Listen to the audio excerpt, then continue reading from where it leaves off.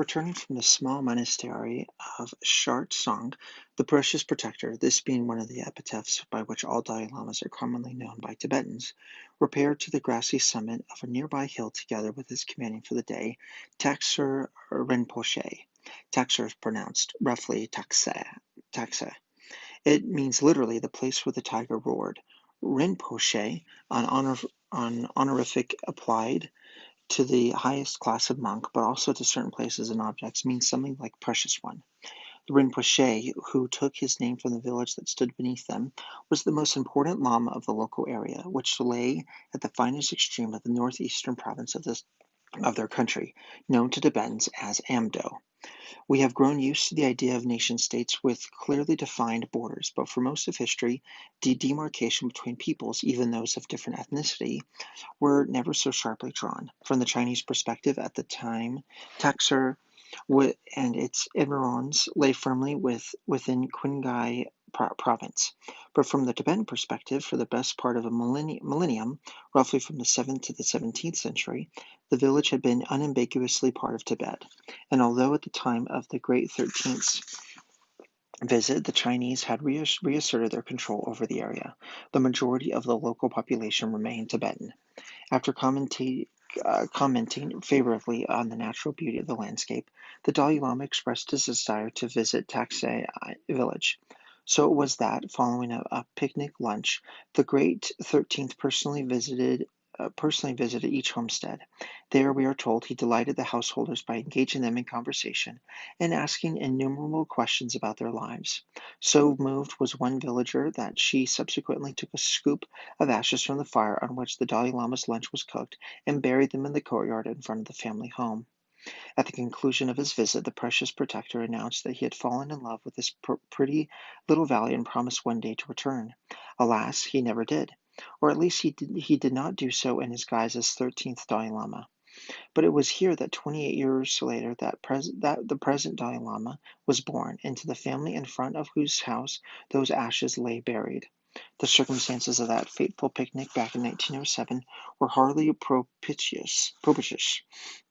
This was a moment of history when the Chinese Empire of the Qing dynasty was tottering toward extinction, while the British Empire, although at its peak in terms of power and prosperity, was soon to fade after the maelstrom of the First World War, creating a vacuum that would be filled by the twin terrors of fascistic nationalism and communism. At this moment, the Tibetan leader was in exile from Lhasa, his capital. 3 years previously, British troops under the command of Colonel Francis Young's husband had Gatling gunned their way into central Tibet, causing the Dalai Lama to flee north to Mongolia. This invasion, arguably one of the least glorious feats of arms in the long history of the British Empire, had come about ostensibly as a result of the Dalai Lama's government refusing to recognize Britain's protectorate over Sikkim, a small Buddhist kingdom sandwiched between Tibet and India. In fact, it had more to do with British paranoia about the rising power of Russia. That, and the dream of the Great 13th's closest advisors had of a pan-Buddhist federation into Central Asia, uniting Mongolia, Tibet, and other Buddhist lands under the spiritual leadership of the Dalai Lama and the military protection of the Russian Empire. This advisor was Agvan Dorjiev, whose unfamiliar name must have sounded thrillingly sinister to contemporary British ears. When, around the turn of the century, it became clear to Queen Victoria's ministers that Dorjiev had personal links with the Tsar himself, there grew a conviction that something must be done. Questions were asked in Parliament. People wrote to newspapers demanding action, while Lord Curzon, Viceroy of India, began to plot. For him, it was essential that Tibet remain a neutral buffer between the Russian Empire and the northern borders of the British Empire. The military campaign that ensued was as swift as it was brutal. The first action occurred on March 31st, 1904, and resulted in the expenditure by the British of 50 shrapnel shells, 1,400 machine gun rounds, and 14,351 rounds of rifle shot, for no loss of life on the British side, but 628 Tibetans slain. Among the dead were 2 generals and 2 monk officials. Even young husband admitted it was a massacre. He did, however, admire the Tibetans' calmness and tenacity under fire. For their part, the Tibetans were astonished not just by the firepower of the invaders, but also their code of conduct in war. Never before had they seen their wounded treated in enemy field hospitals, and those taken prisoner merely disarmed and given cigarettes and a small sum of money before being set free. Less than a fortnight later, young husband was camped under the vast fortress of Gyantsy, which lay just a few days' march from Lhasa. From there, he assumed an ultimatum to the Dalai Lama, giving the Tibetan leader until June 12th to send competent negotiators or he would resume his march. While they had no interest in conquest, what the British wanted, aside from favorable trading rights, was to compel the Tibetans to accept a British presence in Tibet so that they could monitor and, if necessary, check developments that might prove harmful to India, the jewel in the crown of their empire. As for the Dalai Lama, he and his council of ministers, the Kashag, were determined to refuse any contact until the invading army withdrew. Young husband's letter, sealed and be-ribboned in best imperial fashion and carried to Lhasa by a newly released prisoner, came back unopened several days later. The Tibetans calculated that, however mighty the British, they would never be able to take Gyants's fort. The wrathful protectors of the Buddhadharam, the doctrine or way of the Buddha, would see to that. But Gyanst fell in no time, and young Husbandson resumed his march. Hastily appointing a senior monastic official as regent, the Dalai Lama fled north in the direction of Mongolia. He could at least be sure that his co-religionist there, the Jetsun Damba Lama, would offer him sanctuary and protection until the British could be got rid of. The Dalai Lama's welcome by the senior, most religious figure in Mongolia was less than generous, however. The great 13th's official biography notes a dispute over the relative height of the two men's thrones when they met, but it is also recorded that the Dalai Lama was appalled to discover that the Mongolian, against the rules of monastic tradition, had taken a wife and was both given to drink and addicted to tobacco. He even had the temerity to smoke in the Dalai Lama's presence. This was a major insult. Nonetheless, the Dalai Lama was compelled to remain at the Mongolian hierarch's headquarters in Yurgia, modern-day Ulaanbaatar, for the time being. When, in September of that year, young husband withdrew from Lhasa, the Tibetans were as amazed as they were relieved.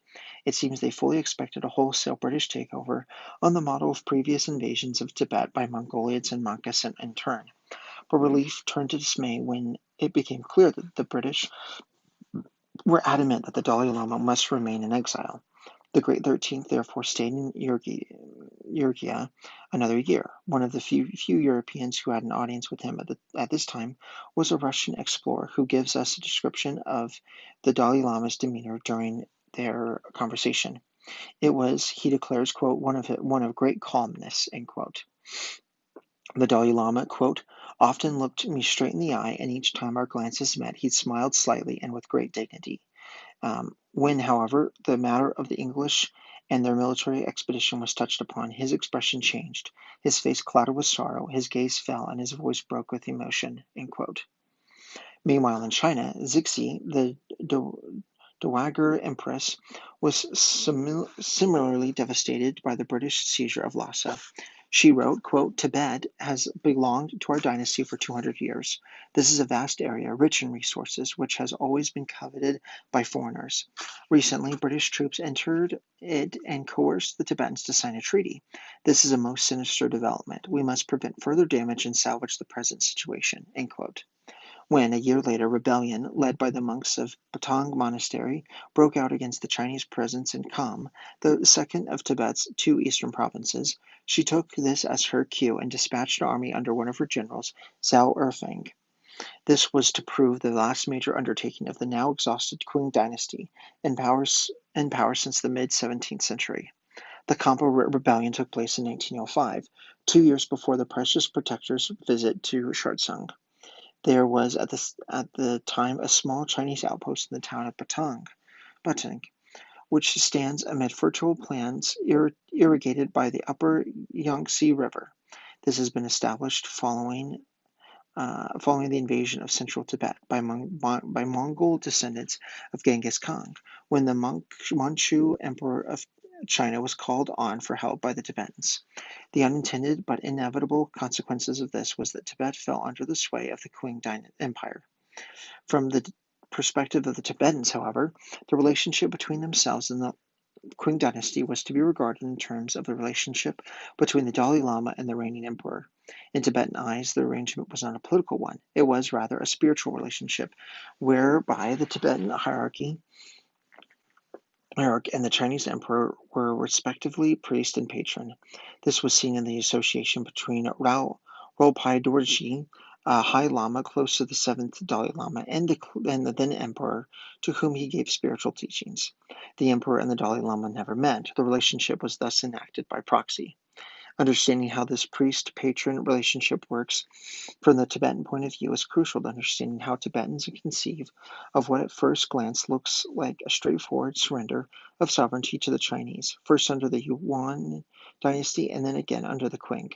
To do so, it is important to realize that from its earliest days, Buddhism has been a religion of renunciation. To begin with, its teachings were preserved and propagated by celibate men, and latterly women, living in forest-based communities away from civilization. The Buddha specified that his followers were to be mendicants, to beg their bread rather than to bake it. This meant they were dependent on others for their survival, a dependency that, as the religion spread and the tradition of communal living in monasteries developed, led to the need for patronage on a large scale. This came to be provided by those princely families that had awakened to the truth of the Buddhist teachings. But while the Sangha, or monastic community, was materially dependent on this patronage, it was understood that those providing it were similarly dependent on the Sangha for their spiritual well-being. And since, according to the Buddhist analysis, spiritual well-being takes precedence over material well-being, the Sangha took at least theoretical precedence over the royal house, even if, of course, the religious community could not survive without its patronage. When today the Chinese government points to the historic ties between China and Tibet and claims that these show that Tibet is and has long been an, quote, inalienable part, quote, of China, it sees only the political arrangement whereby, among other things, the emperor stationed his troops there. It ignores totally the spiritual dimension, which for Tibetans is of far greater importance. This said, when the monks of Batung Monastery rose up against the Chinese troops in 1905, they could well have been accused of forsaking their own side of the bargain by taking the lead in a ferocious bloodletting. Indeed, so grotesque are the accounts of the atrocities they committed that it seems hard to believe they are not exaggerated. The sources, though varied, are in such agreement, however, that it is clear they are not. The uprising targeted not only the Chinese but also a small mission operated by two French priests of the Roman Catholic Church. The priests and their converts were all murdered. Subsequently, the unrest spread across the neighboring countryside. This included a small Sino-Tibetan trading station when another missionary community had taken root and which was at the same time served by two more French priests. Staying with, quote, the hospitable and venerable, quote, and chief of the mission at the time was the renowned Scottish botanist and plant hunter Greg Forrest. On hearing that the Chinese garrison station nearby had been, quote, wiped out almost to a man, end quote, the three foreigners, together with their small community of converts, fled by moonlight. The next day, one of the priests was shot, quote, riddled with poisoned arrows.